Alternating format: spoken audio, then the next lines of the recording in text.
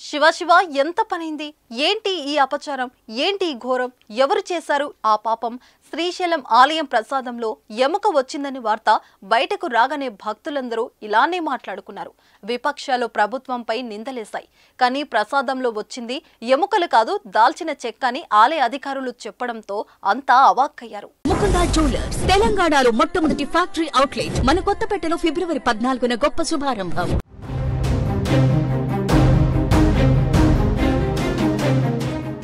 శ్రీశైలం ఆలయ ప్రసాదంలో ఎముకలు ఉన్నాయని హైదరాబాద్కు చెందిన ఓ భక్తుడు ఇటీవల తీవ్ర ఆరోపణలు చేశాడు. వాటిని సోషల్ మీడియాలో పెట్టి ఆలయ సిబ్బందిని ప్రశ్నించాడు. దీనిపై పెద్ద దుమారం రేగింది. శివ పార్వతుల నిలయం భూ కౌశల్యంగా భావించే శ్రీశైలంలో ఇలాంటి భయంకరమైన ఆరోపణలు రావడంతో ఒక్కసారిగా ఇటు భక్తులు అటు ప్రజల్లోనూ తీవ్ర కలకలం మొదలైంది.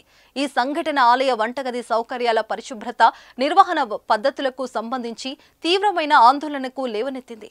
దీంతో ఘటనపై శ్రీశైలం దేవస్థానం నిర్వాహకులు సత్వరమే స్పందించి విచారణకు ఆదేశించారు. అయితే పులిహోరలో వాడిన దాల్చిన చెక్కలను చూసిన భక్తుడు ఎముకలుగా భావించారని ఆలయ కమిటీ విచారణలో తేలిందని ఆలయ నిర్వాహకులు వివరణ ఇచ్చారు. శ్రీశైల క్షేత్ర ప్రతిష్టను దెబ్బతీసి భక్తుల మనోభావాలను కించపరిచేందుకే ఇలాంటి వార్తలు వస్తున్నాయని అధికారులు ఆవేదన వ్యక్తం చేశారు. ఇలాంటి ఘటనలపై భక్తులు సమన్వయంతో వ్యవహరించాలని కోరారు. ఆలయంలో తీసుకున్న పులిహోర ప్యాకెట్లో కనిపించిన గుర్తు తెలియని వస్తువులను ఎముకలుగా భావించి భక్తుడు ఫిర్యాదు చేశారన్నారు. రోజువారీ ప్రసాదాల తయారీ కూడా ప్రధాన అర్చకుల పర్యవేక్షణలోనే జరుగుతుందని ఈవో పెద్దిరాజు స్పష్టం చేశారు.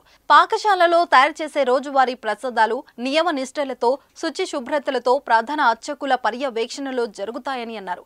అమ్మవారి ఆలయ ప్రాంగణంలో గల పాకశాలలో పులిహోర ప్రసాదంలో ఎముక వచ్చిందనేది వాస్తవం కాదన్నారు.